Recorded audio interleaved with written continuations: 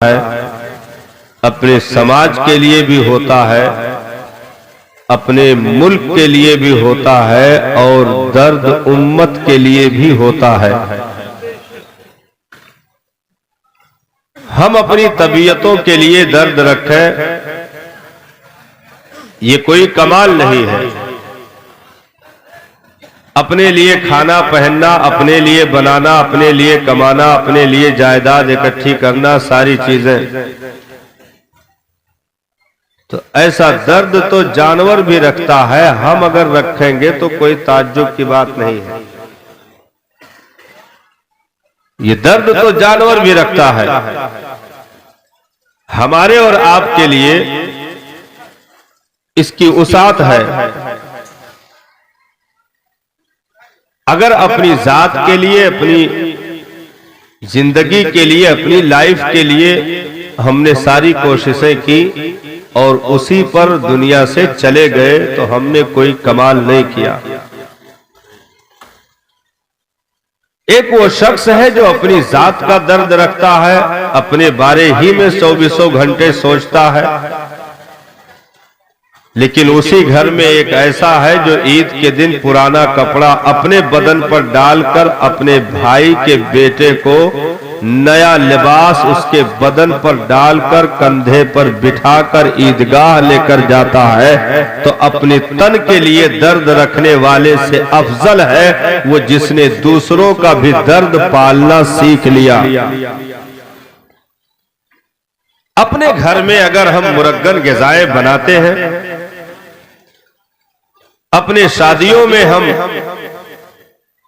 लाखों लाख का एहतमाम करके दूसरों को शर्मिंदा करने की कोशिश करते हैं, तो ये कोई कमाल नहीं है कि एक वो शख्स जो अपने बेटे की शादी में 50 लाख रुपए लुटा दिया, वो अपनी जात के लिए फिक्रमंद है, अपनी जात के लिए दर्द रखता है।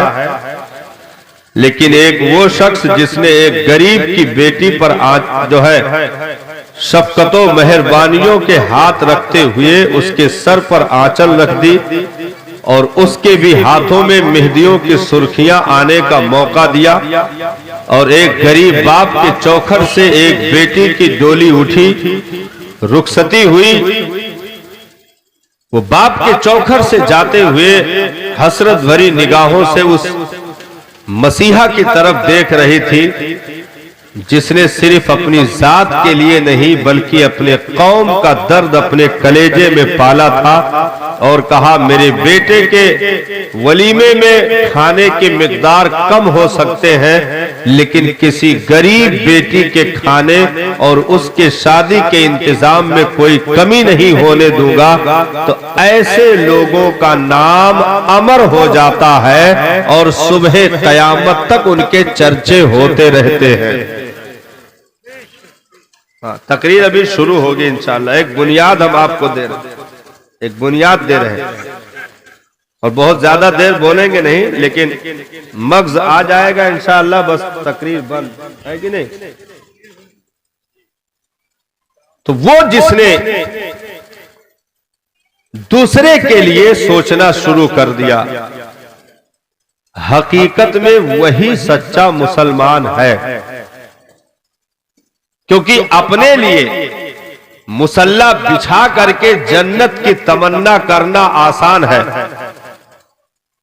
अपने लिए मुसल्ला बिछा करके हजरत जन्नत की तमन्ना करना आसान है, और पूरी कौम को जन्नत के रास्ते पर लाकर खड़ा कर देना वो कठिन तो है, लेकिन हकीकत में काम वही है।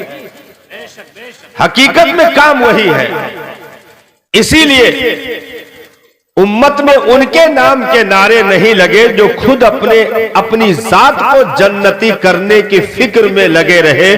उम्मत में उन्हीं का नारा लगा जो उठे तो 90 लाख लोगों को अपने पीछे जन्नत में लेकर जाने का रास्ता हमवार करके चले गए। तो दर्द अपनी जात के लिए भी होता है, दर्द अपनी बिरादरी अपने समाज के लिए भी होता है, दर्द मिल्लत के लिए भी होता है, और दर्द उम्मत के लिए भी होता है। बेशक सुभान अल्लाह। ये कुछ बुनियादी ईंटें हैं, चंद मिनट और लगेगा अभी पहुंचने में। दर्द अपनी कौम के लिए, दर्द मुस्तफा जाने रहमत की उम्मत के लिए। हमारी पीछे की जितनी तारीखें हैं, 1400 साल गुजर गए, उन तारीखों की वर्गगर्दानी दुनिया करती रही और आज भी कर रही है। जीना तो एक अलग मिसाल रखता है। लोगों ने शादियां भी अपने लिए नहीं की, बल्कि मिल्लत के लिए शादी करके, बेटों को पैदा करके मिल्लत के लिए वक्फ कर दिया। ऐसे भी हमारी तारीखों में सरफरोशाने मिल्लत की तारीखें मौजूद हैं, जिन्होंने अपनी जिंदगी की तमाम तर औकात को मुस्तफा जाने रहमत की उम्मत के लिए वक्फ कर दिया। और वो दर्द लेकर के उठे कि जब तक वो कौम में मौजूद रहे, कौम उनके नाम की कस्में खाती रही और हर वक्त अपने आप को अमनो चैन में महसूस करती रही, क्योंकि वो खुद के थालियों की बोटियां उठा करके दूसरों को सैराब कर देते थे और खुद फाके से रह करके रब के हुजूर शुक्र का सजदा कर लेते थे।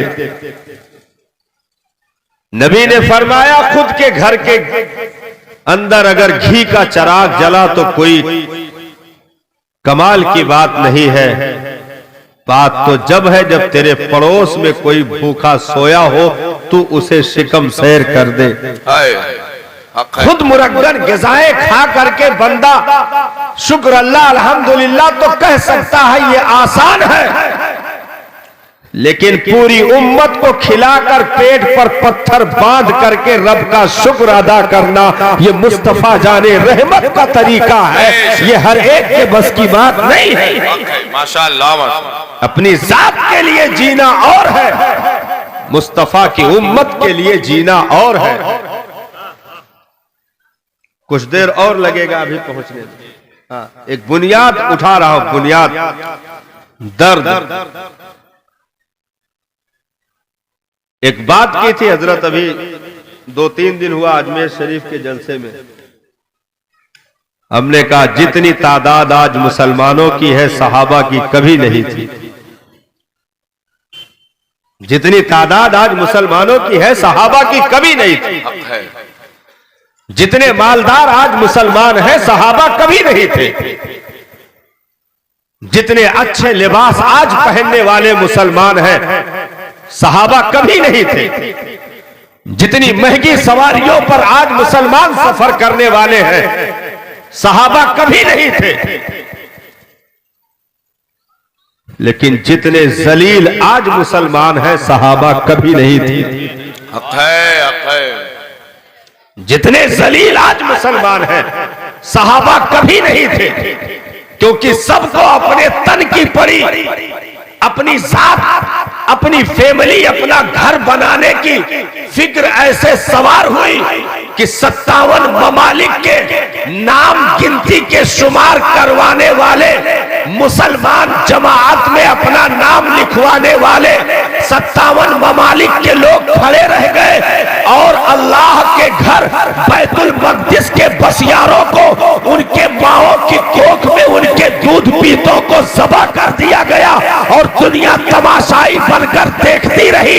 मैंने कहा वो दौर था जब उम्मत के लिए जिया करते थे, अब अपनी जात के लिए लोग जीने लगे हैं। इसलिए कोई दर्द से कराह रहा, किसी को तकलीफ नहीं हो रही, किसी की सिसकियां उठ रही, किसी को तकलीफ नहीं हो रही। अरे यारा, अपने साथी सजदों से अगर उम्मत को फायदा मिल जाता तो इब्ने हैदर को हरम का सजदा बड़ा कीमती होता। नारे तकबीर, नारे रिसालत, नारे हैदरी। वाह वाह, माशाअल्लाह माशाअल्लाह। शेरे खुदा के लाल को, मुस्तफा जाने रहमत के जिगर के टुकड़े को, खातूने जन्नत के नूरे नजर को क्या हरम का सजदा अच्छा नहीं लगता था? जिस हुसैन ने 25 हज पैदल चलकर अदा कर लिए हो, लेकिन नहीं, अपनी जात, अपने खानदान के लिए अगर इमाम अली मकाम निकले होते तो दुनिया कब का उन्हें फरामोश कर चुकी होती। हुसैन कौन कोई जानने वाला भी ना होता, लेकिन वो हुसैन अपनी जात के लिए कैसे जी सकता था, जिसे नाना ने अपना लुआब ही उम्मत की खातिर पिला दिया हो, जिसे फातिमा ज़हरा ने अपना जन्नती दूध उम्मत के परवरिश के खातिर दे दिया हो, जिसे अलीजुल मुर्तजा के शफ़क़तों के हाथों से उठने वाले कीमती लुक़मे हुल्क़ुमे हुसैन तक उम्मत के परवरिश के नियत से पहुंच रहे हो, वो हुसैन अपनी जात के लिए नहीं, मुस्तफा की उम्मत का दर्द लेकर उठा था। बेशक, सुभान अल्लाह। मुस्तफा जाने रहमत की उम्मत का दर्द लेकर उठा था। उन हाजियों से पूछो जो शहरे मदीना जियारत के लिए पहुंचे हो, अभी हफ्ता नहीं गुजरने पाया था कि किसी ने आकर कहा अपना सामान दुरुस्त कर लो, कल को रवानगी है, सामान बांध लो, कल तुम्हें यहां से वापस जाना, अपने वतन जाना है, मदीना छोड़ देना है। मैंने देखा उन हुज्जाज को, उन सायरीन को सिसकियां ले ले करके रो रहे थे। शहरे रसूल में आहें भर रहे थे, गुंबदे खदरा को डबडबाई आंखों से देखते हुए कह रहे थे मेरे आका क्या निकालने के लिए बुलाए थे, अब बुला लिया है तो अपने कदमों में कम से कम दफन की जमीन भी अता कर दीजिए। हम इस शहर से जाना नहीं चाहते, मेरे आका कम से कम अपने मुकद्दस शहर में इस गरीब को 2 गज जमीन ही अता कर दे, हमें मौत की खबर सुनाई जाए, जुदाई की खबर न सुनाई जाए। वो शहरे मोहब्बत जहां पर इमाम मालिक ने बोसीदा दीवार को चूम लिया, हाय हाय टूटी हुई ईंटों को बोसा देने लगे। किसी ने पूछा इमाम मालिक क्या कर रहे हो, इरशाद फरमाया ये पुरानी दीवारें बता रही हैं कि जमाना पाया है मेरे मुस्तफा जाने। वाह वाह वाह। हो सकता मेरे आका इधर से गुजरे हो, दामन की हवाएं ही इन बोसीदा ईंटों को लग गई हो, या निगाहे मुस्तफवी ही इन दीवारों पर पड़ गई हो। मालिक टूटी दीवारों को नहीं चूम रहा है, निस्बते सरकार को बोसा दे रहा है। बेशक, सुभान अल्लाह। वो शहरे मोहब्बत इमाम अली मकाम ने नाना जान के तुरबत पे जाकर लिपट कर रोते हुए आखिरी सलाम अर्ज कर दी, बाबा जान मुझे इस शहर से जाने की इजाजत दे दे, आपका हुसैन जा रहा है। मैंने कहा गुंबदे खदरा की छांव में हुसैन को जीना बहुत अच्छा लगता था। मां खातूने जन्नत के तुरबते नूर के कुर्ब में जिंदगी बहुत भली मालूम हो रही थी, लेकिन हुसैन ने नाना जान के तुरबत पर रोते हुए सलाम अर्ज कर दी। मां खातूने जन्नत के तुरबते नूर पर लिपट कर बहुत रोए हुसैन, और चलते हुए रखते सफर बांध कर पलटकर हसरत भरी निगाह शहरे रसूल पर डालकर अलविदाइया कलमात कहे और कहा नाना जान हुसैन अपनी जात के लिए नहीं आपकी उम्मत के लिए जा रहा है, आपकी उम्मत के लिए जा रहा है। जिन नबी का कलमा पढ़ने वालों को, अपने बिरादरी, अपने भाइयों को, अपने कलमा पढ़ने वाले इस्लामी रिश्ते के भाइयों को, अपनी कौम को, अपने समाज के लोगों को कंधे से कंधा मिला करके एक पुख्ता उम्मत बनाने का हुक्म था। आज एक एक घर में अगर 4 बेटे हैं तो 4 रूम अलग हो गए, बंटवारे की दीवारों को उठा करके नफरतों के जूते में दाल बटने लगे, और एक 4 बेटे भी सगे भाई हो करके एक दूसरे के सगे ना हो सके, बाप की अदावत अलग है। 4 बेटों ने माँ के परवरिश का इनकार कर दिया, अपने हिस्से में माँ बाप को रखने से इनकार कर दिया। मैंने कहा ये जलील हरकतें अगर जारी रही तो 50 हज क्यों ना कर लो, फिर जलील होने से कोई बचा नहीं सकता। वाह वाह वाह, हक है माशाअल्लाह माशाअल्लाह। गैरतें जब कौम की मर जाती है तो फिर ऐसी मनहूस चीजें रोनुमा होती हैं। मिल्लत का दर्द था साहब, वो शहरे रसूल छोड़ने के लिए नबी का नवासा आखिरी सलाम अर्ज करने के लिए सवारी पर बैठा हो। रात के आधे से ज्यादा का हिस्सा गुजर चुका है। हुसैन उस शहर से जा रहे हैं जिस शहर की मिट्टी ही दीवानों को आसूदा करने के लिए काफी होती है। शहरे रसूल की मिट्टी को अहले इश्क अपने आंखों का सुरमा बनाने की तमन्ना लिए बैठे हैं। उस शहरे नबी से इमाम हुसैन ने जुदाई अख्तियार कर ली, आखिरी सलाम अर्ज कर दिया।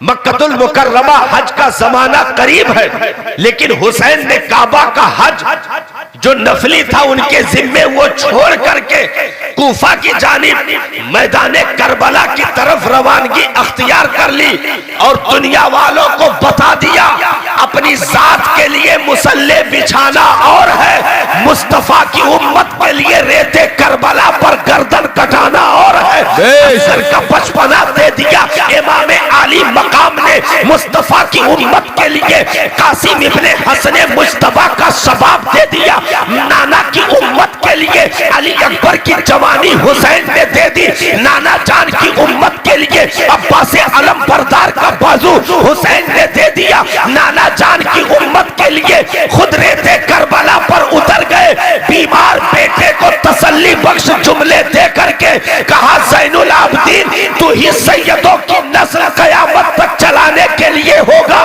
तू ही आखिरी सलाम हुसैन का रौज़े रसूल तक पहुंचाने के लिए होगा। इन हरमे मोहतरम को बहिफाजत मदीना पहुंचाने की ज़ैनुल आबदीन तेरी जिम्मेदारी है। सलाम आखिरी कर कर बहना ज़ैनब से आखिरी सलाम कर लिया, बेटी सकीना से आखिरी सलाम कर लिया, उम्मे रुबाब शहर बानो उम्मे लैला से आखिरी सलाम कर लिया और सजदे के आलम में गर्दन दे करके पूरे नाना की उम्मत को सुबह कयामत तक के लिए हुसैन इब्ने अली ने पैगाम दे दिया, यारो अगर दुनिया में जिंदगी मिले तो अपने लिए नहीं उम्मत के लिए जी कर देखना। नारे तकबीर, नारे रिसालत, नारे हैदरी, सुभान अल्लाह। हम अगर अपने बच्चों को दीन का इल्म दे रहे हैं तो ये भी उम्मत की परवरिश है। आज अगर उलमा अलग अलग खित्तों में निकल करके तबलीगे दीन कर रहे हैं, क्या ये सब दिमाग के कमजोर थे जो माँ बाप ने इनको अरबिक मदरसे में डाल दिया? नहीं साहब, आप अगर पीओपी टेढ़ी टेढ़ी बना के पैसा कमा सकते हो तो ये बहुत सीधा सीधा बना के कमा सकते थे। इनके माँ बाप अगर तिजारत के अड्डे पर बिठा देते तो ये अच्छी तिजारत करने के काबिल थे, लायक थे। जिस भी लाइन में दुनिया कमाने के लिए माँ बाप इनके डाल देते ये दुनिया कमाने वाले बन जाते, अच्छी तिजारत करते, दिमाग के मालिकान हैं, अक्ल सूझ रखते हैं, सारी चीजें इनके पास मौजूद हैं। लेकिन अगर माँ बाप ने इन उलमा के कलेजों में मुस्तफा जाने रहमत के दीन का इल्म रखा तो ये अपनी जात के लिए नहीं, क्योंकि तिजारत के अड्डे पर बिठा थे तो वो अपनी तबीयत अपनी जात के लिए था, मुस्तफा के दीन के इल्म के लिए। काल अल्लाह काल रसूल की ज़मज़मा कहानियों में इनकी रूहों को मस्त करने के लिए अगर मदरसे की टूटी चटाई पर बिठा दिया तो ये अपनी जात के लिए नहीं, मुस्तफा की उम्मत के लिए, क्योंकि जब तक ये जिंदा रहेंगे दीन का डंका बजाते रहेंगे, गर्दनें क्यों ना कट जाए, ये कभी दीन का सौदा नहीं कर सकते। जिंदाबाद जिंदाबाद। जिंदाबाद जिंदाबाद। कभी नहीं हो सकता। वाह, ये उम्मत की परवरिश के लिए है। दीन ने हमें यही मिजाज दिया है। अगर आज दुनिया खामोश हो जाती है किसी के ऊपर होते जुल्म को देख करके, क्या कहेंगे तो उसकी वाहिद वजह यही है जी।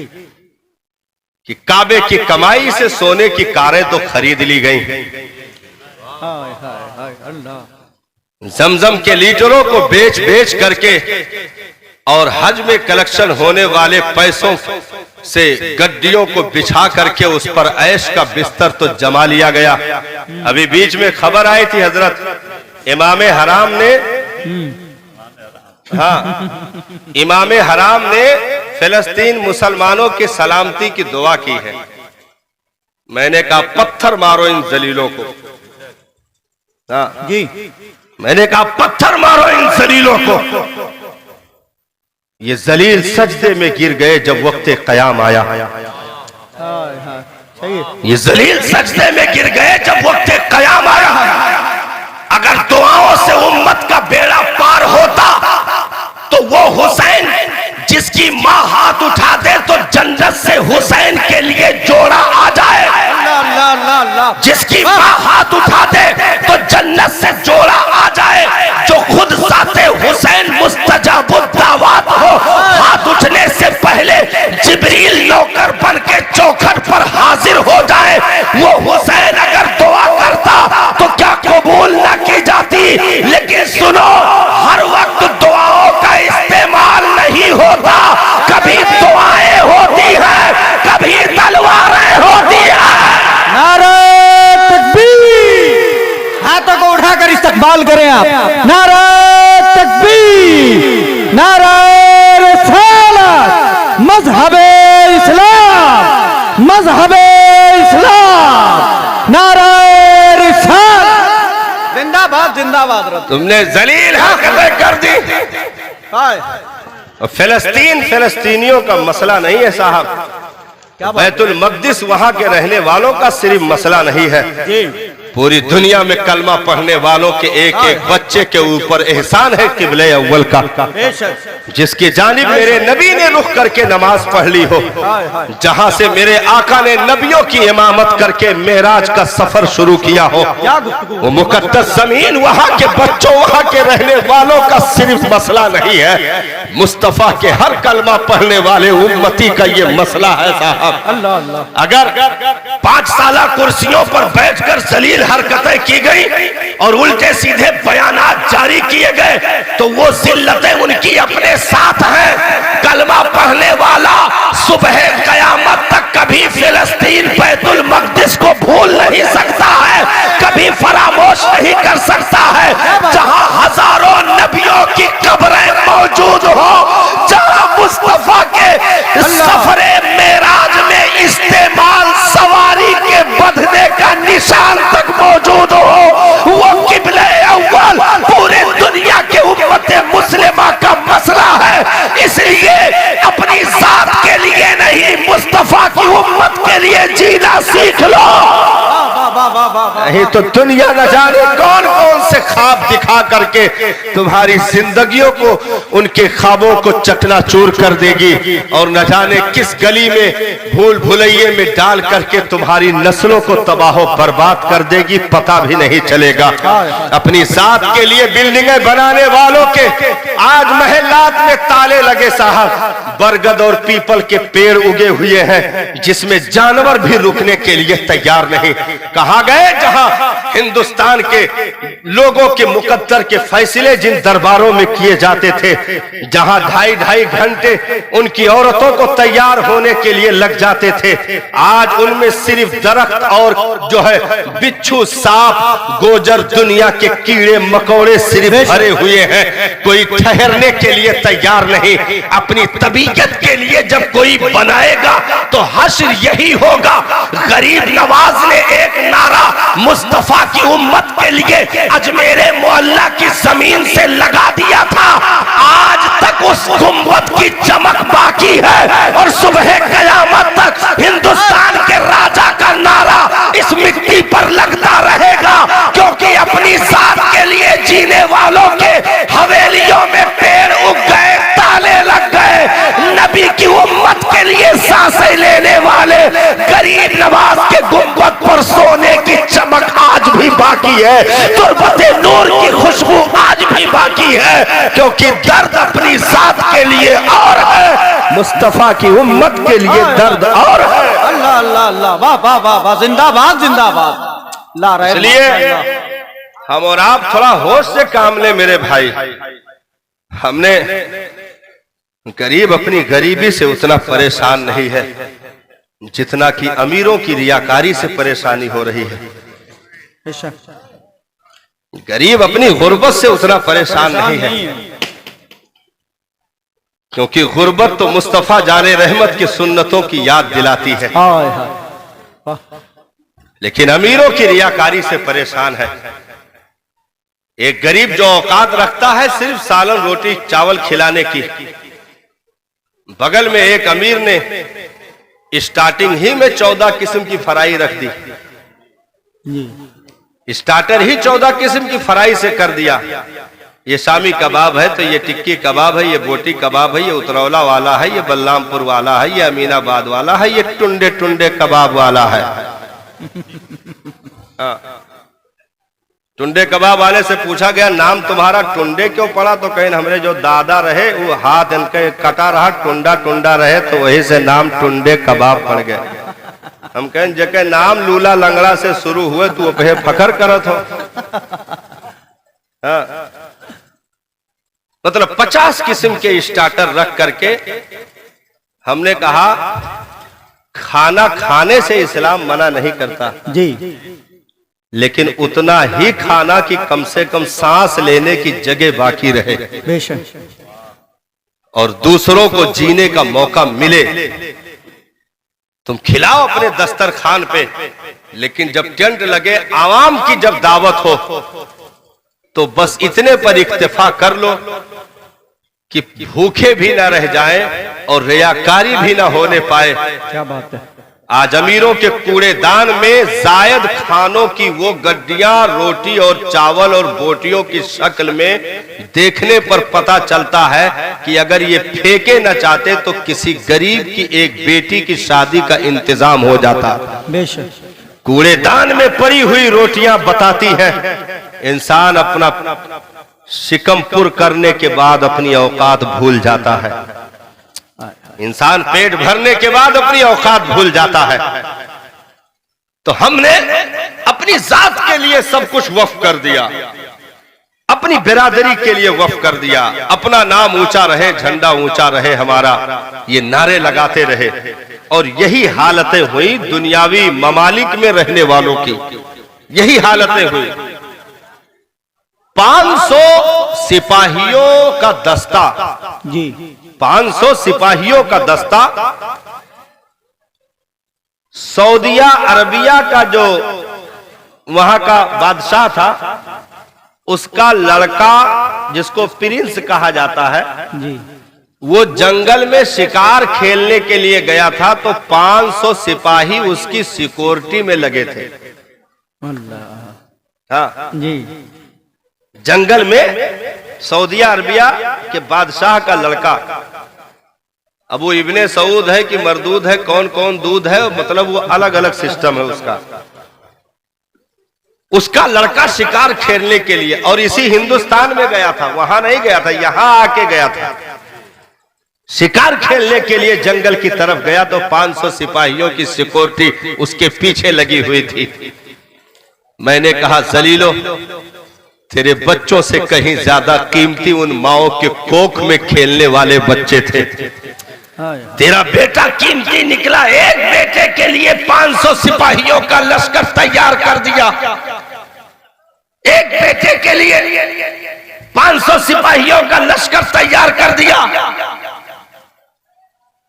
आज हजारों की तादाद में बच्चे ज़बा हो गए, उनकी हिफाजत के लिए सिर्फ तूने दुआ पर इक्तफा करवा दी। अल्लाह सिर्फ दुआ पर इक्तफा करवा दी। जी यही मंजर हुआ था हजरत मुल्के शाम के दरबार में।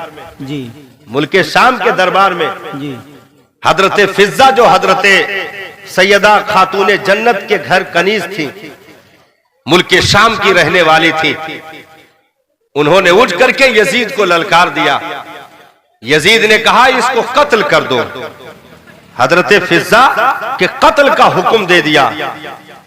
फौरन हजरत फिजा के कबीले के 500 जवान खड़े हो गए और कहा, ओ शामी बदबख्त, तेरी हुकूमतों के ईंट से ईंट बच जाएंगे अगर आंख उठाकर मेरे कबीले की तरफ देख लिया तो।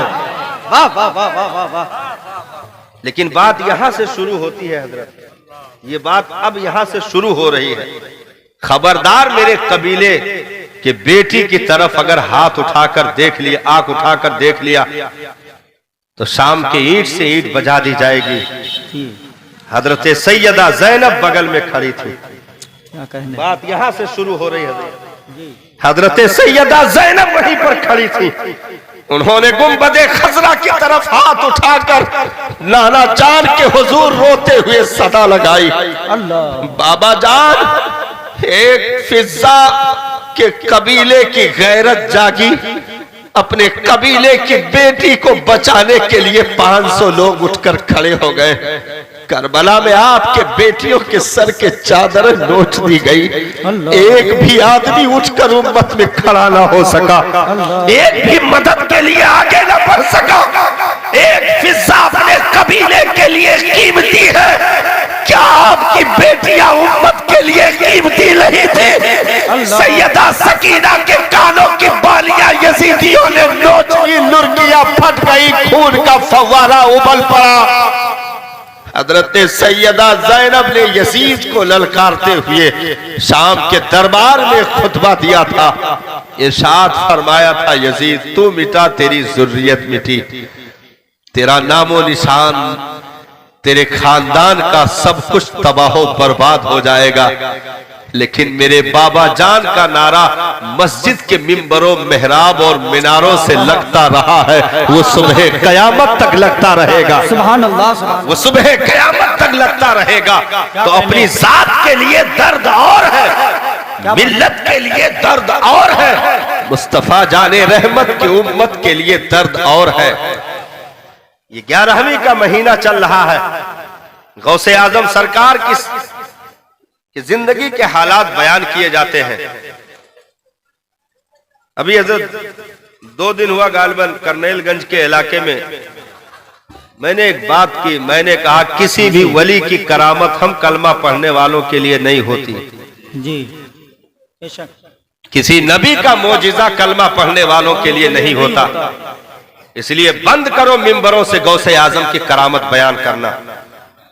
जी वली तो करामत अपनी ऐसे छुपाता है जैसे कुंवारी लड़की अपने मखसूस कपड़े को छुपाती है।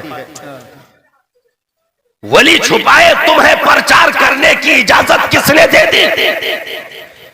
आज सोशल मीडिया पर उन्हीं क्लिपों को कटिंग करके मजाक उड़ाया जा रहा है। किसी ने बयान किया गौसे आदम ने 70 मुरीदों के घर एक ही वक्त में खाना खा लिया, तो उधर से सलील मजाक उड़ा रहे हैं। किसी ने कहा 12 बरस की डूबी बारात को गौसे आजम ने वापस जिंदा सलामत वापस करवा दिया, उसका मजाक उड़ाया जा रहा है। मैंने कहा नाअहलों के सामने बातें करोगे तो यही हश्र होगा। बेशक हर बात के लिए अहल होना जरूरी है। बेशक।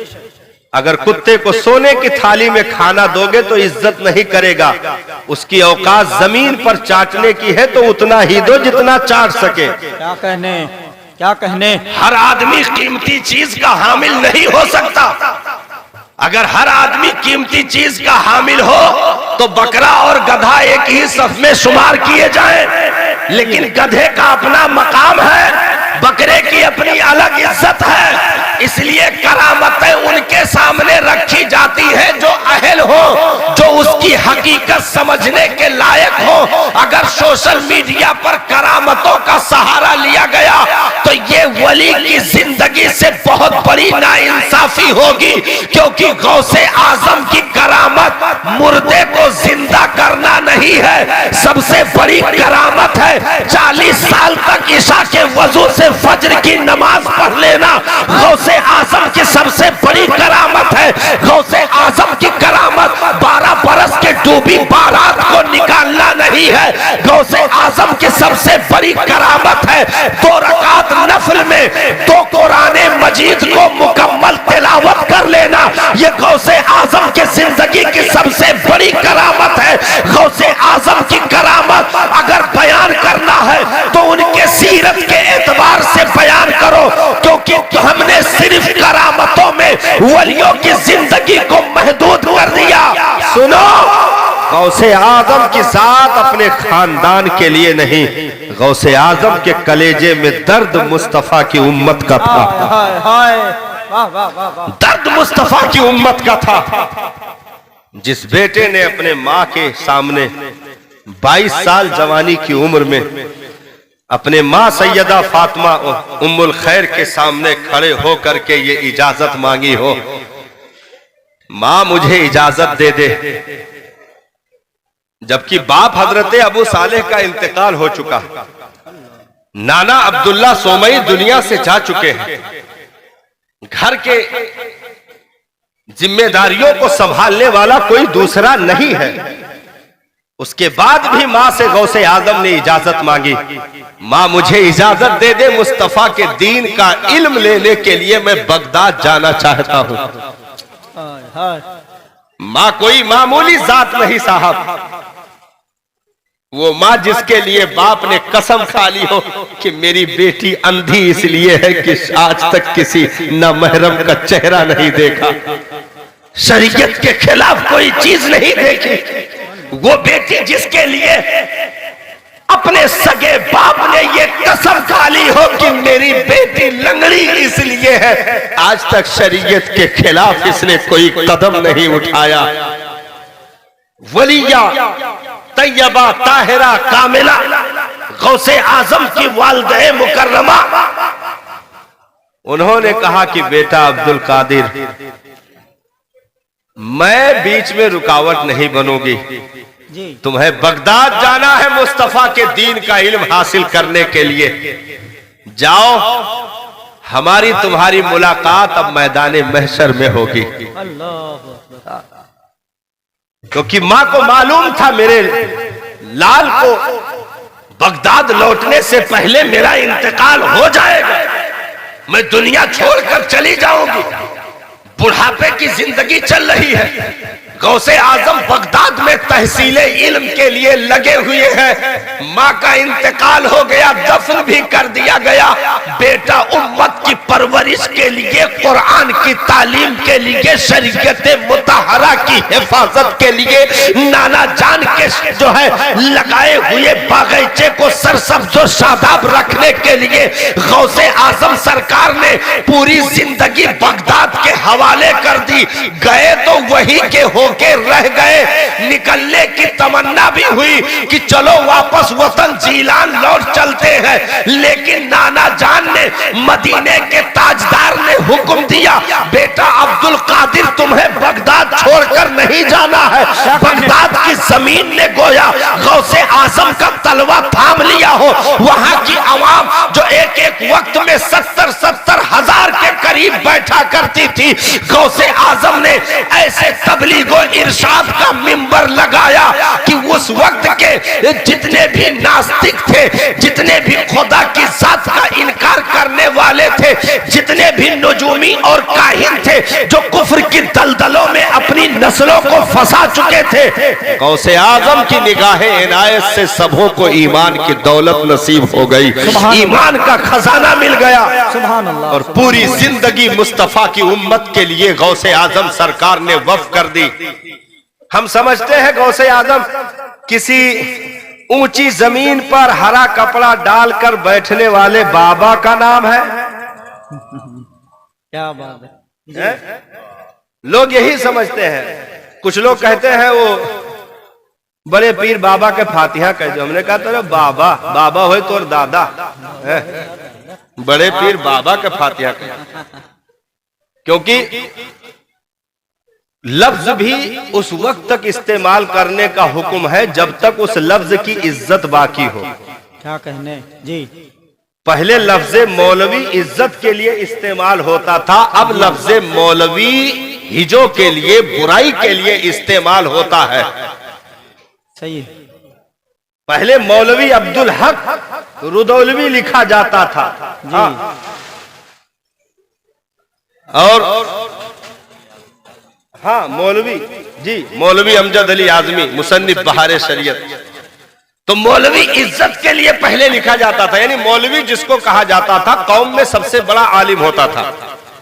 लेकिन अब मौलवी कहने का मतलब यह है जिसको कमतर समझा जाता है उसको मौली साहब कहा जाता है। हाँ, ये वाव कब गायब भवा है, कई साल हो गए हमें ये पता नहीं लगा। हाँ, पहले मौलवी रहा, अब मौली साहब, और कुछ तो वो हो मौली के यहाँ सीधे मूली साहब कहा था। हाँ, बात चली रही पढ़ाई लिखाई से और आए के खत्म हो गए सलाद पहिया। हाँ, मूली प्याज, हाँ, आ करके सब्जी पे इख्तिताम हो गया। हाँ, मूली साहब, बात चली थी पढ़ाई लिखाई थे, आकर एंड जो है सब्जी पर हो गया। तो ऐसे बाबा पहले इज्जत के लिए इस्तेमाल होता था, जब से जेल में कुछ लोग चला गए हैं तो ई बाबा नाम बुराई के लिए इस्तेमाल हो रहा है। वाह वाह वाह वाह वाह वाह। जब से कुछ लोग जेल में चला गया, वहीं तक ना बाहर आने हैं, वहीं लादे फाने बैठा है। तो अब ये लफ्ज गाली के लिए इस्तेमाल हो रहा। हाँ, और कहते हैं हमसे बाबागिरी ना करो। पहले कहते थे हमसे दादागिरी ना करो, अब कहते हैं हमसे बाबागिरी ना करो, क्योंकि समझ गए बाबागिरी दादागिरी से अफजल है। हाँ, बाबागिरी दादागिरी से अफजल है। तो अब गौसे आजम को बाबा कहना या गरीब नवाज की जात को बाबा कहना, ये शान में तनकीस के मुतरादिफ है। इसलिए इस लफ्ज का इस्तेमाल इन मुकद्दस हस्तियों के साथ जो है इनके नाम के साथ नहीं किया जाएगा। गौसे आजम किसी मुजावर का नाम है माज़अल्लाह। गौसे आजम किसी जुमेराती चिरागी जमा करके एटलस साइकिल निकलवाने वाले का नाम है? सुनो, गौसे आजम की जिंदगी पर अगर बोला जाए तो अल्हम्दुलिल्लाह मैं बैठे बैठे हजरत 3 घंटा बोल सकता हूँ। जी जी जी। लेकिन एक हल्का सा इशारा खाली दे दो, हल्का सा इशारा। करम। गौसे आजम के मजलिस जब वाज की महफिल लगा करती थी, हाँ हाँ, 40,000 वक्त के बड़े बड़े मुहद्दिसीन उलमा बैठकर गौसे आजम की तकरीर लिखा करते थे। हाय हाय, सुभान अल्लाह सुभान अल्लाह। हाँ, अच्छा तोरे लोग मुंडी हिला के रह गए नहीं, हम जानी कि सुभान अल्लाह कहे वाला है। हाँ, तो 40-40 हजार से ज्यादा। अच्छा, कुछ लोग उस वक्त के बड़े चोटी के मौलाना, और एक मौलाना दूसरे मौलाना का बर्दाश्त कर लिए तो जान लो कि करामत है। भाई अपने मैदान में यहां दूसरे को जल्दी बर्दाश्त नहीं करे। वैसे है जैसे चालू डिब्बा में पहले जगह सीट मिल जाए, इस्तिंजा भले पैंट में हो जाए, आखिर तक छोड़ नहीं सकत है कि कौनो बैठ ना जाए। हाँ, तो ये बड़ा खतरनाक मसला था। अब भाई 22 साल की उम्र में गौसे आजम बगदाद पहुंचे थे तो बहुत लोगों को हजम नहीं हो रहे थे।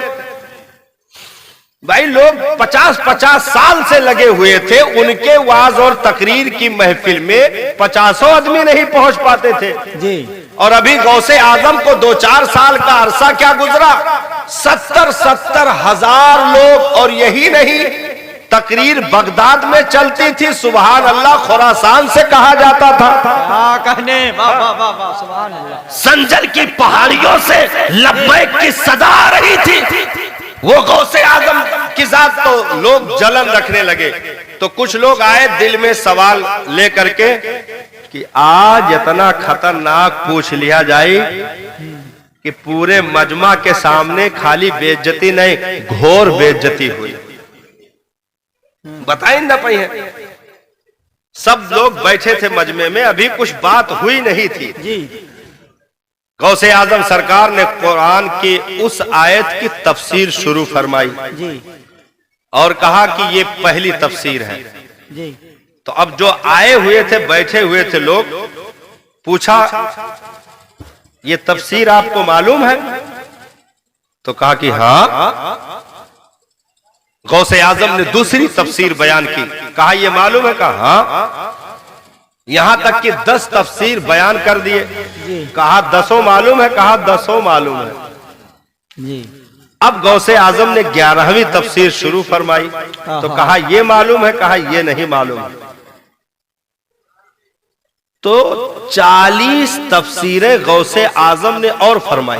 हाय हाय सुभान अल्लाह। 40 तफसीरें फरमाई, कहा ये मालूम, कहा इसमें से एक भी नहीं मालूम। जी और जब 40 तफसीरें कुरान के आयत की मुकम्मल हो गई तो इरशाद फरमाया रजाना मिनल काली इलल हाल। ये तो काल की तफसीरें थी, अब हाल की तफसीरें शुरू होती है। हाय हाय सुभान अल्लाह। 40 तफसीर एक आयत की करने के बाद कहा ये तो काल की तफसीर थी, अब हाल की तफसीर शुरू होती है। जब हाल की तरफ पलटे हैं तो मजमे ने गिरीबा फाड़ना शुरू किया। चीख कर लोग जमीन पर गिरकर दम तोड़ दिए। कई लाशें बाद में मजमे से उठाई गई और सब गौसे आजम के कदमों पर लौट रहे थे, क्योंकि गौसे आजम किसी मोटी तस्वीर घुमाने वाले बाबा का नाम नहीं, वक्त के मुहद्दिस और मुफस्सिर का नाम गौसे आजम है। सबसे बड़े हाफिज़े कुरान का नाम गौसे आजम है। सबसे बड़े इल्म के नुक्ता का नाम गौसे आजम है। जिसके मुंह में मुस्तफा का लुआब भी आए, अलीकुल मुर्तजा का लुआब भी आए, ऐसे मुबारक खतीबे आजम का नाम गौसे आजम है। नाराए तकबीर, नाराए रिसालत, अज़मते सरकारे गौसे आज़म, मनाक़िबे सरकारे गौसे आज़म, फ़ज़ाइले सरकारे गौसे आज़म, हज़रत अल्लामा कमालुद्दीन साहब क़िबला जिंदाबाद जिंदाबाद। दर्द अपनी जात के लिए रखना और है साहब, पूरी मिल्लत के लिए जिंदगी दे देना और है। क्या कहने। हम और आप अगर इतने आला पैमाने पर काम करने के लायक नहीं है, लेकिन कम से कम 4 बच्चे पैदा हुए, 6 बच्चे पैदा हुए घर में, 2 बच्चे पैदा हुए, जो भी बच्चे तुम्हें मिले, यारा तुम मिल्लत नहीं पाल सकते हो, लेकिन मिल्लत के लिए कम से कम अपनी बेटी को आलिमा फाजिला बना दो कि 100 साल तक उसकी नस्लों तक इल्म की खुशबू आती रहे। अपने बच्चों को दीन के इल्म का धनी बना दो।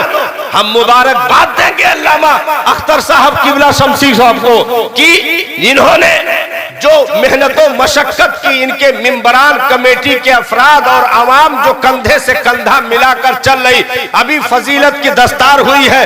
अल्हम्दुलिल्लाह हर साल बच्चियां आलिमा फाजिला होकर निकल रही है। किसी बेटे का पढ़ना फायदेमंद तो है, लेकिन उससे कई गुना फायदेमंद है किसी बेटी को इल्मे दीन हासिल कर लेना, उससे कहीं ज्यादा फायदेमंद है, क्योंकि उसकी कोख में 9 महीने बच्चे का कयाम होगा। इल्म की बरकतें पेट में पहुंचती रहेगी, शिकम में पहुंचती रहेगी, गोद में आएगा, इल्म की बरकतें गोद में मिलती रहेगी, अपना कीमती दूध उसे पिलाएगी, इल्म की बरकतें कतरे दूध में शामिल होकर उसके वजूद को मनव्वर करती रहेगी। वो जब उंगलियां पकड़ने चलने के काबिल हो जाएगा, अपनी तोतली जबान खोलने के काबिल हो जाएगा, तो वो आलिमा फाजिला माँ उसके जबान पर किसी फिल्मी नचनिए और गवैये का नाम नहीं रखेगी, किसी क्रिकेटर का नाम नहीं सिखाएगी, किसी दुनियावी फिल्मी अदाकारा और ऐसे जहन्नमी कुंदों का नाम अपने बच्चे के जबान पर नहीं लाएगी। दुनिया के गानों, झमेलों, मेलों, खेलों का नाम अपने बच्चे की जबान पर नहीं लाएगी। बल्कि मैं मिंबर से कसम हूँ, अगर बेटी के कलेजे में कुरान का हदीस का इल्म मौजूद है तो वो बेटा जब बोलने लायक होगा तो या सूरह फातिहा बोलेगा या तो सूरह इखलास बोलेगा, अल्लाह का नाम जबान पर होगा, मुस्तफा की नात जबान पर होगी। ये तो तुम कम से कम कर सकते हो। हमारी ताकत बैतुल मक़दिस आजाद करवाने की नहीं है, लेकिन अपनी नस्लों को इस कदर दीन का हुनर दे दो कि इनसे नस्लें जुड़ती रहे। एक वक्त आएगा जब एक एक गांव में 50 हाफिज उठकर खड़े होंगे, 50 आलिमे दीन उठकर खड़े होंगे माशाअल्लाह। और दीन की तर्जमानी ही असल उम्मत की मदद है। दर्द अपनी जात के लिए इशारा खत्म करिए, खत्म कर दिया जाए। अरे मतलब हम अपना खत्म हो ना कहते तकरीर खत्म कर। तो दर्द जी अपनी जात के लिए भी होता है, उम्मत के लिए भी होता है। बेशक, दर्द क्या बात है। हजरत फारूक आजम के दौर में बैतुल मक़दिस को आजादी मिली। जी उसके बाद फिर वक्त ने पलटा खाया, फिर से यहूदियों का कब्जा बैतुल मक़दिस के ऊपर हो गया।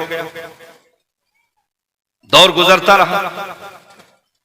हजरत सुल्तान नूरुद्दीन जंगी अलैहिर्रहमा ने कसम खाई, एक मिंबर बड़े कीमती लकड़ियों से बनवाया। उस वक्त के माहिरीन कारीगरों को इकट्ठा करके एक मिंबर बनवाया जिसमें चंदन जैसी कीमती लकड़ियों को शामिल किया गया और बड़े बड़े माहिरीन हुनरमंद लोगों ने उसकी डिजाइनिंग की, उसको तरतीब दिया। मिंबर बनकर तैयार हो गया। सुनो, आज कोई माई का लाल नूरुद्दीन जंगी का घर दुनिया में नहीं दिखा सकता है, उनकी महल, उनकी बिल्डिंगें नहीं दिखा सकता, एक ईंट ही दिखाओ। जिसका कफन चंदा करके लाया गया हो उसकी बिल्डिंग क्या हो सकती है साहब। जिसका कफन भी चंदा करके मंगवाया गया हो, घर के अंदर इतना भी रकम मौजूद ना हो कि वजूद पर कफन ला करके डाल दिया जाए, वो घर क्या बनाएगा। जीना है तो मुस्तफा की उम्मत के लिए, दर्द है तो मुस्तफा की उम्मत के लिए। क्या कहने। सुल्तान नूरुद्दीन जंगी अलैहिर्रहमा ने कसम खाई। नूरुद्दीन जंगी कौन है, हम और आप क्या जाने साहब। उलमा से सुने हो तो कुछ कीमतें मालूम हो सकती हैं, नहीं तो हम तो नहीं समझ सकते ना, क्योंकि हम जिन स्कूलों कॉलेजों का सहारा लेते हैं वहां ईद मिलादुन नबी का ऐन भी अदा नहीं किया जाता। सही है। हाँ, वहां अपनी लाइन के जितने भी सिस्टम आएंगे उन सारी चीजों के बारे में बताया भी जाएगा और हमारे बच्चे उन चीजों के जानकार भी बनेंगे। फला त्योहार किसको कहते हैं, फला त्योहार आ रहा, ये छुट्टी है, वो छुट्टी है, ये है, वो है। हमने कहा दुनिया है, करने दो, लेकिन तुम यतीम नहीं हो, तुम्हारे भी बस्ती में मुस्तफा का घर मदरसे की सूरत में मौजूद है। हाँ, हम ये नहीं कहते अपने बच्चों को डायरेक्ट मुफ्ती बनाओ, डायरेक्ट आलिम फाजिल बना दो, नहीं साहब। आलिम फाजिल बनाना फर्ज नहीं है। क्या कहने। ये इस पॉइंट पे हजरत गौर करिए। आलिम फाजिल हाफिज बनाना फर्ज नहीं है। अच्छा, आज लोगों ने अगर मदरसों से अपने बच्चों का नाम खींच लिया है तो उसकी भी वजह है कौम के दोगले रवैये की बुनियाद पर आज अच्छे लोगों ने मदरसों से अपने बच्चों को खींच लिया, क्योंकि कौम के लोग 17-18 साल इल्मे दीन हासिल करने वाले 6666 आयतों को अपने सीने की तख्ती पर लिखने वाले के साथ हश्र ये किया कि लॉकडाउन में तलाक दे दिया, कहा कि तुम चले जाओ, बाद में फिर हलाला करके वापस करवा लेंगे, हैं? हमारी अभी जो है तुम्हारी जरूरत नहीं है, हम तुम्हें नहीं रख सकते हैं। जबकि 10-10 साल से ड्यूटी पर थे लोग, लेकिन कोरोना वायरस की वजह से सबने हाथ जोड़ लिया कि भैया जब खुली उली मौसम ठीक रही तो फिर कोनो मौलवी हेर लिया जाए, अब वही जान छोड़ो। हाँ, हमने कहा जलील हो गए। अपने घर में अगर 10 अफराद कोरोना में पल रहे थे, जिंदा थे, तो क्या एक मुसल्ले का तुम्हारा इमाम तुम्हारे चंद खुराक से जिंदा नहीं रह सकता था? पूरी तनख्वाह ना सही, कम से कम जेब का उसके बीवी बच्चों का 10-10 रुपया अपने अंदर कलेक्शन करके कम से कम उसकी इमदाद करते और कहते साहब आप जा नहीं सकते हो, खुशी में हमारे इमाम हो तो गम में इमाम क्यों नहीं हो? हम खुशी में भी इमाम मानते हैं, अपनी सहूलत में भी इमाम मानते हैं, अपनी मुसीबतों में भी इमाम मानते हैं। ये दोगले रवैये किए और 5-5 और 7-7 हजार में हाफिज कारी आलिम को नाप दिया, जबकि अपने बेटे के लिए वीजा का चक्कर लगा रहा था, पासपोर्ट बनवाने जो है वहाँ लखनऊ में, यहाँ रतन स्क्वायर पहुंच गया है। रतन स्क्वायर में यहाँ कहीं जोर से देखो, कहीं और तेज से देखो, तब कहीं निकाल के हले वहीं धैलियो जवन मेर देखे कोई देखो, कहीं पुतली ना आवत है, पुतला ना आवत है, और थोड़ा और इधर और उधर, तो सब कुछ करके पासपोर्ट बनवा लिया। क्या ख्वाब है? मेरे 2 बेटे हैं, एक को हमने कतर में दफन कर दिया है, दूसरे की कब्र सऊदी में बनवाने की तैयारी है, वीजा आ गया है, भेज देंगे। और मौलाना साहब से वो है मौलाना बलाए के, हाँ हूँ कहूँ है, जौने मौलाना का 7,000 दिया था। हजरत ये बर्फी लायन है, बस फातिहा कह दियो और दुआ कह दियो खैरो बरकत के लिए। एक लौंडा पहुंच गवा है, दूसरा कोशिश में है, दुआ करो चला जाए सही सही, हवाई जहाज के चक्का ना खुले पावे, पहुंच जाए, हाँ सऊदी पहुंच जाए। और मौलाना साहब इधर आओ, केहुस बताओ ना, तुमसे बताई दोनों लौंडन के 40-40 हजार इंडियन बनत है। हाँ, मौलाना से मौलाना ने 1 साल के बाद कहा कि भाई देखो 7,000 में यहाँ खर्चा का जमाना है, तो कम से कम 200 रुपया तो बढ़ाई दियो। तो मैं कुछ लोग कहें कि हाँ भाई मौलाना साहब सही कहा, बढ़ा देना चाहिए। 3-4 सेकंड हैंड रिटायर बुढ़े उठे, कहीं कहा बढ़ा देना चाहिए? हाँ, बढ़ा देना चाहिए जबरदस्ती है। 7,000 दी थी। हाँ, हम कहें खींच के नाम लिए से पैसा नहीं बढ़ जाता। हाँ, 7,000। जैसे एक जने कहें कि कहा भो नहायो कि नहीं, तो कहें कि हम रोज नहाई था, मतलब रोज नहाई था, तो जल्दी हो गया। उनसे पूछें तू, तो कहें जुमा जुमा जुमा जुमा जुमा जुमा, मतलब लंबा नाम लिए से ज्यादा नाहक साबित होता। तो 7,000 का इतना खींची नु तो कहो नोट ना रहने फाट जात, मतलब खींच दी 7,000। अपने लौंडे के लिए लाइन लगाए हैं कि 40-40 हजार कमाए, उसके बाद भी कमी है, पूरा नहीं हो रहा है। नई मारुति लाया, फातिहा मौलाना से हजरत दुआ करो इनोवा मिल गई, अब की फॉर्च्यूनर ले गए। हाँ, तो मौलाना से दुआ, और 7,000 से 200 आगे ना बढ़ी, 200 उसमें से इजाफा नहीं होगा।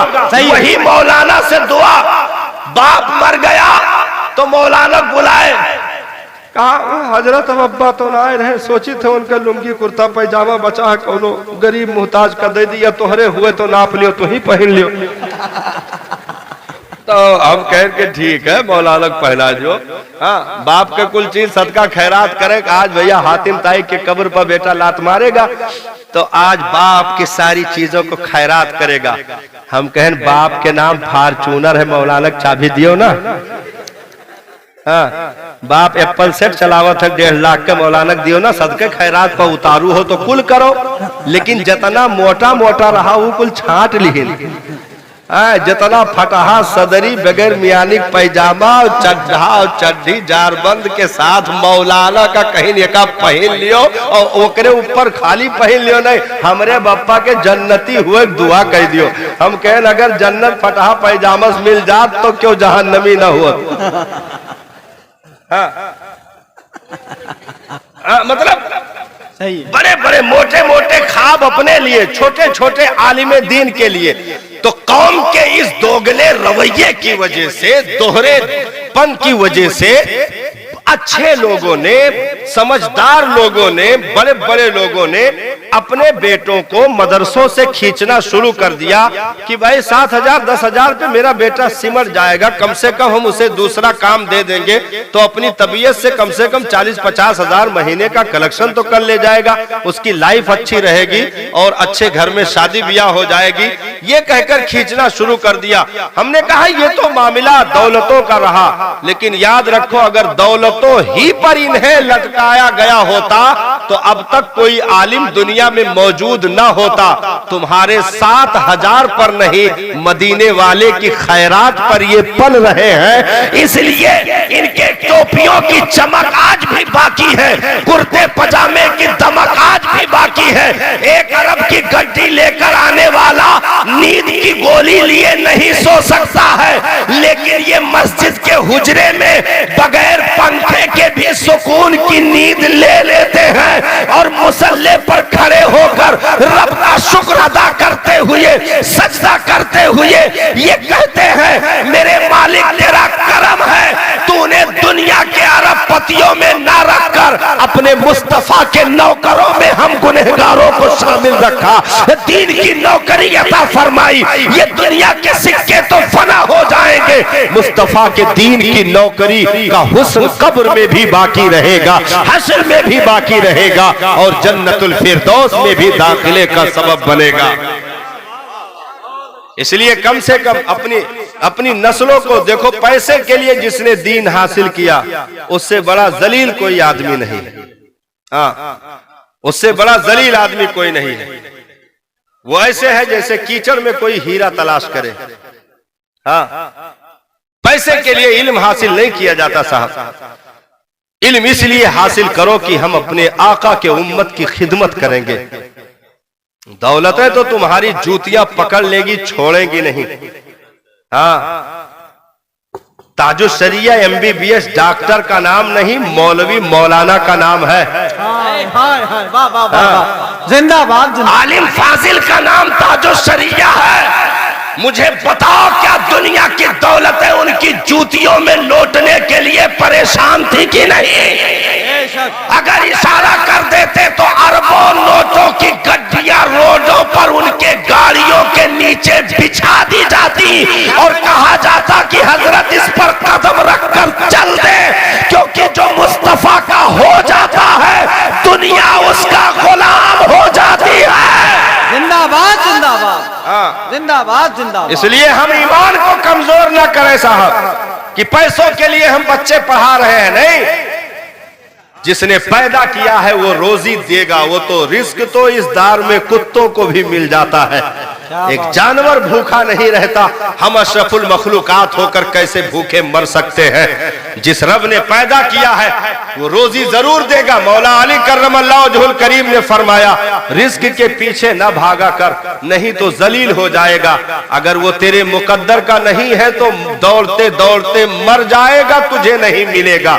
लेकिन अगर तेरे मुकद्दर का है तो 7 दरवाजे के अंदर बंद करके ताला क्यों ना लगा दिया जाए, तेरे पास पहुंच कर ही दम लेगा। कोई दुनिया की ताकत उसे रोक नहीं सकती है। तो जीना, तो ये दर्द उम्मत के लिए अगर कलेजे में उठता है तो हमें और आपको दीन के लिए ही काम करना है। मुस्तफा जाने रहमत के शहदाइयों ने वो तारीख छूट गई, ज्यादा टाइम हो गया नहीं। अरे भागलपुरी साहब को बुलाओ। हैं बैठे हैं, आए। आजमत भाई आ गए क्या? अल्लाह अल्लाह, अरे तो नूरानी चेहरा कुर्सी के पीछे आप लोग छुपा दियो, जगमगा रही। इधर आओ, इधर आओ, इधर आओ। ऑनलाइन आ जाओ, ऑनलाइन आ जाओ। सभी देखा तो अजमत साहब बैठे हैं।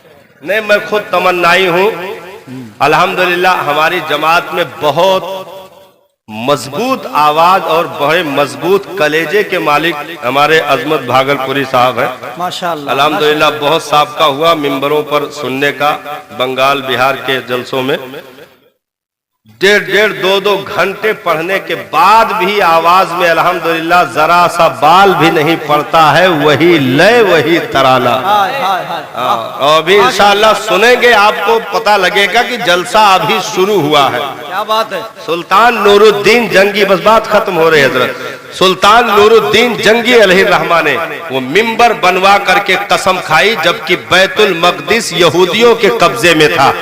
नूरुद्दीन जंगी अलैहिर्रहमा ने कसम खाई, इरशाद फरमाया, मेरे मालिक मैं कसम खाता हूं, ये मिंबर जब तक बैतुल मक़दिस के अंदर रखवा कर खुतबा ना पढ़वा दिया जाए उस वक्त तक सुकून नहीं मिल सकता। हाँ। जी कसम खा ली। नूरुद्दीन जंगी कौन? जिन्हें मुस्तफा जाने रहमत ने ख्वाब में आकर के मदीना बुला लिया हो, उस जात का नाम नूरुद्दीन जंगी है। सुभान अल्लाह। जब ईसाइयों ने चाल चली थी रोज़े रसूल के नीचे से खुदाई करके नबी की लाश को गायब करने की नापाक साजिश रची थी, तो सरकार ने नूरुद्दीन जंगी को हिफाजत के लिए बुलाया था। नूरुद्दीन जंगी ने जा करके उन जलीलों को कत्ल करवाया और उस पथरीली जमीन पर इतनी गहरी खंदक खुदवाई कि अरब की उस धरती पर पानी निकल आया। हाँ, उस धरती पर, जबकि मक्का में मदीना में कोई चश्मा पानी का नहीं है सिवाय आबे जमजम के, सिवाय जमजम के जमीनी सोता पानी का कोई नहीं है। सब समंदरी फिल्टर पानी पिए जाते हैं और जमजम ही का एक सोता है जहां जमीन से पानी निकलता है। हाँ, जमीन से पानी निकलता है। तकरीबन 1 सेकंड के अंदर 150 लीटर पानी जमजम उगल देता है। हाय हाय सुभान अल्लाह। नबी ने खुद इरशाद फरमाया, रहम फरमाए मौला हजरत हाजरा पर, हाय हाय। अगर वो जमजम कह के मुडेर न बनाती तो यही एक चश्मा पूरी दुनिया के पीने के लिए काफी होता। हाय हाय सुभान अल्लाह सुभान अल्लाह। उस पथरीली जमीन पर इतनी गहरी खंदक खुदवाई कि पानी निकल आया।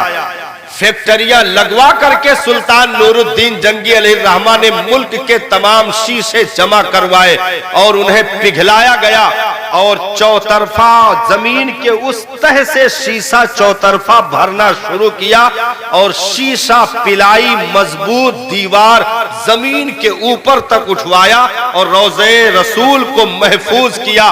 कोई माई का लाल मर सकता है, दुनिया के किसी मशीन से भी उन दीवारों को हिलाया नहीं जा सकता। वो सुल्तान नूरुद्दीन जंगी ने काम करवाया और जब काम कंप्लीट हो गया तो मदीना में चल रहे थे नंगे कदम और सुल्तान नूरुद्दीन जंगी हाथ जोड़कर रो रहे थे, या रसूल अल्लाह, कम से कम इस गुनहगार को याद तो कर लिया। उम्मत में तो बहुत सारे लोग मौजूद थे, लेकिन इस काम के लिए अगर इस गुनहगार को आपने चुन लिया तो आपका करम है मेरे आका, आपकी इनायतें हैं मेरे सरकार। वो सुल्तान नूरुद्दीन जंगी अलैहिर्रहमा जो इस्लामी तारीखों में बहुत नुमाया किरदार के मालिकान में है, हजरत नूरुद्दीन जंगी ने उस मिंबर को रखने की कसम खाई, लेकिन जिंदगी के वक्त मुख्तसर थे।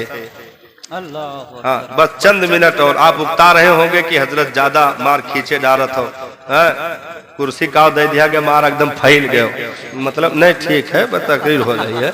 तो सुल्तान नूरुद्दीन जंगी अलैहिर्रहमा की जिंदगी वक्त मुख्तसर से इंतकाल हो गया। मिंबर बना हुआ हजरत रखा, जी बैतुल मक़दिस नहीं पहुंच पाया। जी बैतुल मक़दिस वो मिंबर नहीं पहुंच पाया, यानी यहूदियों का कब्जा फिलिस्तीन पर है, आजादी नहीं मिल पाई। सुल्तान नूरुद्दीन जंगी अलैहिर्रहमा का इंतकाल हो गया। उस मुजाहिद का जनाजा उठा, हजारों लाखों की तादाद में मुसलमान जनाजे में हैं, कंधा लगाते हुए लोग चल रहे हैं।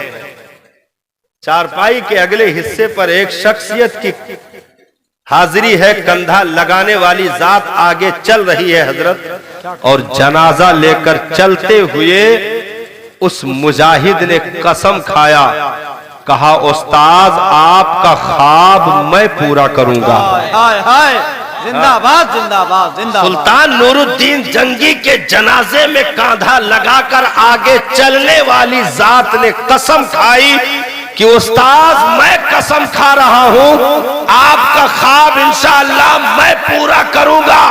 और वो ख्वाब पूरा हुआ, बैतुल मक़दिस को आजादी मिली। तो कौन जात थी? सुल्तान सलाहुद्दीन अय्यूबी की जात थी, जो नूरुद्दीन जंगी के दाहिने हाथ थे। उन्होंने यहूदियों के जंगल से बैतुल मक़दिस की जमीन को पवित्र किया और वहां को आजादी नसीब की। और आज जिंदगी में पहली बार सुल्तान सलाहुद्दीन अय्यूबी ने नया कपड़ा पहना था। हाय हाय हाय हाय। कसम खा ली थी। अपनी जात का दर्द और है साहब, मिल्लत का दर्द और है। सुल्तान ने कसम खा लिया था कि जब तक बैतुल मक़दिस आजाद नहीं होता मैं अपने बदन पे नया कपड़ा नहीं डाल सकता। क्या बात है, आज सुल्तान ने नया जुब्बा पहना था। क्या कहने। 1 हफ्ते लग गए बैतुल मक़दिस की सफाई में। गुलाब जल से और क्योड़ों से, उस वक्त के ऊद लोबान खुशबुओं से बैतुल मक़दिस की जमीन को पाक किया गया। उसकी धुलाई हुई। हर कंगुरे को दुनिया के महंगे महंगे इत्रों काफूर से सजाया गया, बसाया गया। और वक्त के माहिरीन, अच्छी आवाज के मालिकान, कुरान पढ़ने वाले कारियों को इकट्ठा किया गया, अच्छी आवाज के मालिकान को जमा किया गया और बैतुल मक़दिस के चौतरफा कंगुरों पर 50 की तादाद में उलमा हुफ्फाज को खड़ा किया गया। और सुल्तान आज नया अमामा पहने थे, नया जुब्बा पहने थे। कसम खुदा बैतुल मक़दिस आज भी वो तस्वीर देखना चाहती है। दुआ करो मुसलमानों, मेरा मौला फिर से कोई सलाहुद्दीन अय्यूबी उम्मत में पैदा कर दे। आज भी वो जमीन है तुर्बते सलाहुद्दीन की तरफ तमन्नाई बनी देख रही है। मुस्तफा के उस शहदाई ने आज वजूद पर नया लिबास डालकर बैतुल मक़दिस में जर्नैल कर्नैल के साथ अगली सफ में बैठे थे, अगली सफ में बैठे थे। और सुल्तान नूरुद्दीन जंगी का जो मिंबर बना था, 500 सिपाहियों का जुलूस भेज करके और नारे तकबीर और रिसालत की सदाएं बुलंद करते हुए उस मिंबर को घोड़े गाड़ियों पर लदवा करके बैतुल मक़दिस की तरफ लाया जा रहा था। 500 सिपाहियों के नारे गूंज रहे थे। सुल्तान सफ में बैठकर रो रहे थे और कह रहे थे मेरा मालिक तेरा करम है कि इस गुनहगार को इस काम के लिए मुंतखब कर लिया। मेरे आका आपकी निगाहे इनायत है जो इस गुलाम को मुंतखब कर लिया गया। मिंबर नूरुद्दीन जंगी का बनवाया हुआ बैतुल मक़दिस में रखा गया और नबी का खुतबा पढ़ा गया और कंगुरों पर जो चौतरफा अच्छी आवाज के मालिकान खड़े किए गए थे। सुल्तान ने हुक्म दिया पुकारो अल्लाह अकबर की सदा, जिंदाबाद। अजान की सदा लगाई जाए। चौतरफा बैतुल मक़दिस के कंगुरों से सिर्फ अल्लाह अकबर की सदा आ रही थी, अल्लाह अकबर की सदा आ रही थी। और दुनिया कुफ्र के दलदलों में फंसने वालों का कलेजा तड़क रहा था कि मुस्तफा के शहदाई जब तक जिंदा है ये दीन का सूरज कभी डूब नहीं सकता, ये दीन कभी भी जो है कमजोर नहीं पड़ सकता। हम और आप अपनी जात के लिए जीना छोड़े साहब, उम्मत के लिए दर्द पैदा करें, जीने की कोशिश करें, अपनी नस्लों को, अपनी औलादों को दीन का हुनर दे। कम से कम हम तबलीग करके मोहल्ले को नमाजी नहीं बना सकते हैं, लेकिन अपने 4 बच्चों को, एक बीवी को नमाजी तो बना सकते हो ना यार। घर में वक्त फज्र कोई कुरान खोलकर पढ़ने वाला नहीं, पूरे घर के लोग 10 बजे तक सो रहे हैं। आज अगर आपकी तबलीग से उस घर में फज्र के वक्त कुरान खुल जाए और तिलावत शुरू हो जाए, बस्ती में हर एक घर से कुरान के तिलावत की सदाएं आए, तो कुफ्र की छातियां फट जाएंगी कि जब ये इस लगन से इसे पढ़ते हैं और पढ़ते हुए रोते हैं, लबों से इस किताब को चूम लेते हैं, तो दुनिया तो मिट सकती है, कुरान नहीं मिट सकता, उसकी आयतें नहीं मिट सकती है। जिस कौम ने अपने कलेजों की तख्तियों पर रखने की इसे कसम खा ली हो, उस कुरान की आबरू को कोई मजरूह नहीं कर सकता।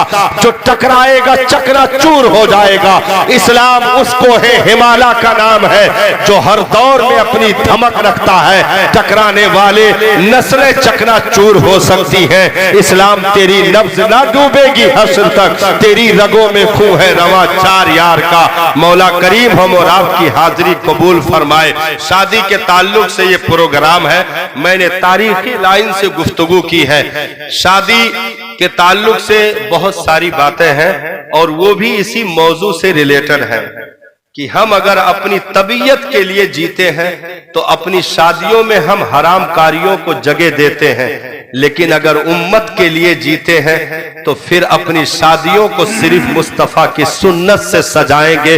कभी जो है तवाइफों को अपनी पाक महफिलों में नहीं आने देंगे, जिनका नाम भी हम सही से मिंबर पे नहीं ले सकते। ऐसी गंदी औरतों को लाकर मुस्तफा की सुन्नत अदा करते वक्त बारात में, निकाह की महफिल में हम 5-5, 10-10 औरतों का मुजरा देखें और नोटों की गड्डियां लुटाई जाए। 3-3 किलोमीटर दूर तक रोड पर पैदल चलकर जलील हरकतें की जाए। नागिन डांस, फेटार डांस, धमिना डांस, अजगर डांस किया जाए। यह कुल रहेगा। शादी ब्याह करे जातो कि जोगड़ेपन करे जातो। हाँ, सांप दिखावत जात है, आवत ही नागिन नाचत आवत ही। घर वाले लड़की के बचा रहे नहीं तो डस ले है, बारात नहीं पूरा फेटार नाचत आवत है। हाँ, और जाए के वाकई डस लियत है। आधा घंटा बाद जब उठत है तो खाली नीचे नंगे मुर्गों की टांगे नजर आती है, बाकी सब कहाँ जाता है अल्लाह है बेहतर जाने। हाँ, वही मैं कोनो कहा था, ज्यादा कूद के नाचो रे हजम हो जाए तो खाए मजा आई। हाँ, तो इन हरामकारियों से अपनी शादियों को, अपने निकाह की महफिलों को पाक करें। मिल्लत का दर्द अगर है, उम्मत का दर्द अगर है, नबी के सुन्नतों की हिफाजत की कसम अगर खाई है, तो अपने बारातों में 2 नुस्खे पर खाली अमल हो जाए हजरत। 2 नुस्खा पर केहू का कुछ मना करे जरूरतें नहीं पड़ी, अपने कुल उछिंद हो जाए। क्या कहने, 2 नुस्खा पर खाली। निकाह मस्जिद में कह दियो और बारात में कसम खा लियो कि कम से कम 20 मौलाना रही हैं, और वो इलाके के मशहूर लोग, बड़े बड़े लोग। खाली 20 मौलाना बारात में डाल दियो, केहू के कमर डोल जाए तो बतायो। हाँ, सही है, सही है।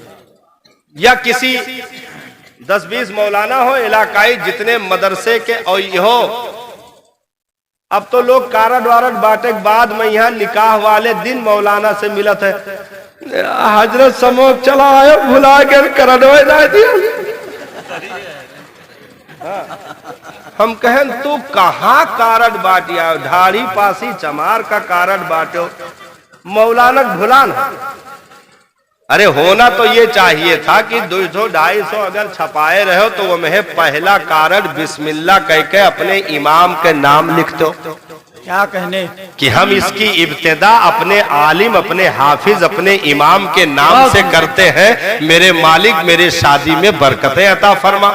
सुभान अल्लाह। पहला कारड बिस्मिल्लाह करके अपने आलिम, अपने इमाम का नाम लिखते और हजरत को बुला करके पेश कर देते कि हजरत निगरानी रखिएगा, आपकी जिम्मेदारी है, आपके बच्चे की शादी है, रहना है, और जो मुताल्लिकीन है उनको बता दीजिए कम से कम 15 से 20 आलिम दीन हमारी बारात में रहेंगे।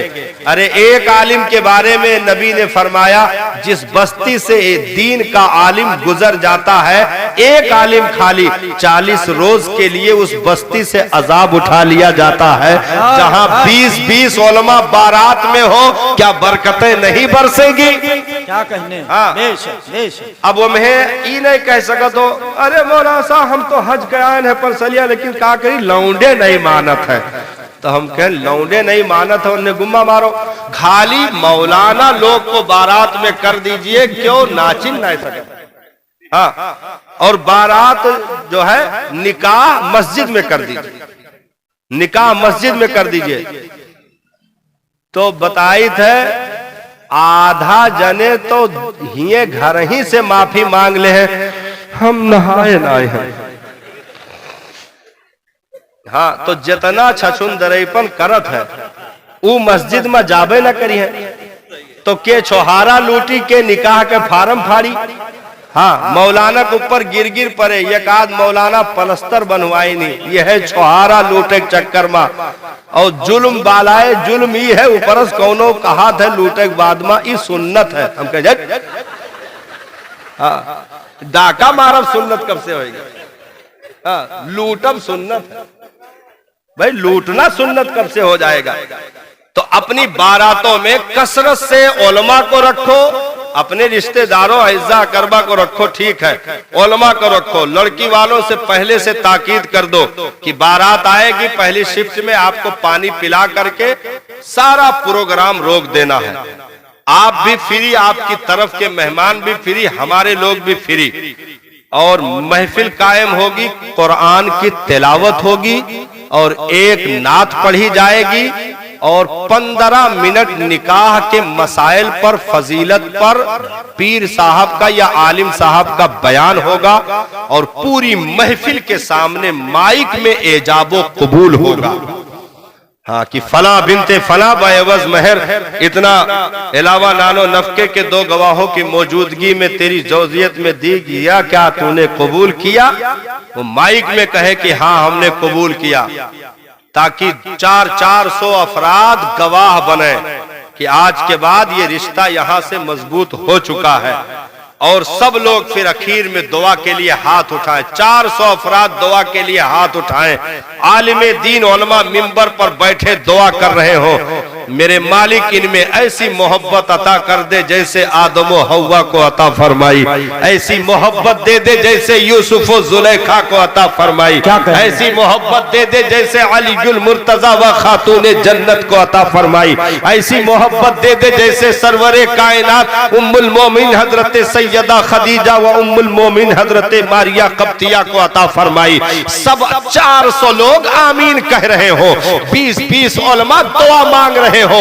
बताओ प्यारे, ये निकाह ज्यादा अफजल है या तवाइफों को नचाते हुए खाना खिलाकर सबको रुखसत कर देना और 3-4 लोग बैठ करके निकाह की महफिल कर लेना?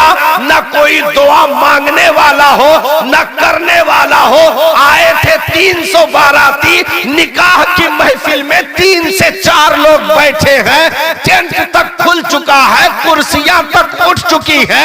ऐसी बेरौनकी दिखाकर आपने गैरों को क्या मैसेज दिया कि हम दुनियादारी यानी हराम चीजों को, नाचने को, तवाइफों को ज्यादा अहमियत देते हैं। रहा दीन का मामला तो वो एक रस्म है, 3 लोग बैठ के अभी अदा कर लेंगे, ये कोई बहुत जरूरी चीज नहीं था निकाह, ये 2-3 लोग अपना निपटा लेंगे। बाकी जितना जरूरी था 400 लोगों ने नाचकर पूरा कर दिया, 10 तवाइफों ने 25,000 ले जाकर पूरा कर दिया, भांगड़े वाला 15,000 ले जाकर पूरा कर दिया, गोला तमाशा चटाई बिछाकर दागने वाला 5-7 हजार ले जाकर पूरा कर दिया। मैंने कहा ये हरकतें बंद करो, अपनी तबीयत के लिए अगर जीते हो तो यही होगा, लेकिन अगर उम्मत का दर्द, मुस्तफा के दीन का दर्द अगर कलेजे में शामिल है तो इन दुनियावी चीजों को माइनस करके उरूज पर ऐसे 400 महफिल बैठी हो, पानी पीने के बाद खुतबा पढ़ा जाए, नात पढ़ी जाए, दूसरे कौम का आदमी गुजर रहा हो, पूछे ये क्या हो रहा है तो फख्र से सीना कुशादा करके कहो मेरे मुस्तफा की सुन्नत निकाह को अदा किया जा रहा है, महफिले निकाह कायम है, क्योंकि नबी ने फरमाया मेरे प्यारे उम्मतियों निकाह को आसान कर दो ताकि ज़िना मुश्किल हो जाए। निकाह को ऐसे आम करो और उसे आसान कर दो ताकि ज़िना मुश्किल हो जाए। हमने निकाह को मुश्किल कर डाला, इसलिए अपनी तबीयत से नहीं, उम्मत की खातिर, नबी के दीन की खातिर जीना शुरू करें और अपनी निकाह की महफिलों को पाक करें और उसका सिस्टम, उसके कवानीन बदलें। इंतजामात जैसे भी हो, आप महफिल को अहमियत दें। बोलो खाना हम लोग एक रोटी कम खाएंगे चलेगा, लेकिन मुस्तफा की महफिल और निकाह की महफिल में कोई कमी नहीं होने पाएगी। फिर आदमी शराफत से उठकर सबको खजूर का तोहफा दे, छोहारे का खुतबा जो है बांटे, वो अलग चीज है। जहां 3 मरतबा फेंके का हुक्म रहा, जब इतना ललचिहा लोग नाए रहे तब हुक्म रहा। हाँ, अब मुंह के बल ये, हालांकि वो छोहारा खाता नहीं है, खाली लूटे शौक रहा था, तो एक दूसरे के ऊपर गिर पड़े, जूता उतार के मोजा समेत फाट पड़े, मोजा मरा चूहा घत गंधा। अब वो खजूर न खाए पावे, न शक्कर फाक पावे, कुछ हजमे न हुए, ऐसा जरासीम छोड़ दीन कि ओके नाक के हड्डी तक मुतासिर हो गए। हाँ, तो इन खुराफात से अपने निकाह की महफिलों को पाक करें। अल्लाह ताला शाद रखे, आबाद रखे और हमें मिल्लत का दर्द रखकर जीने की तौफीक अता फरमाए। हमारे अब अजमत साहब ही पढ़ेंगे ना। हाँ, बेला ताखीर मैं ऐलान किए देता हूँ, अजमत रजा भागलपुरी की शख्सियत जलवागर हो रही है। नारे तकबीर, नारे रिसालत। क्या सन्नाटा घट आवाज लगाओ तो यही मेरा अजमत साहब का सुनियो का। अजमत रजा भागलपुरी। वाह वाह, अब लागत सुना जिंदाबाद, जिंदाबाद। आइए हजरत।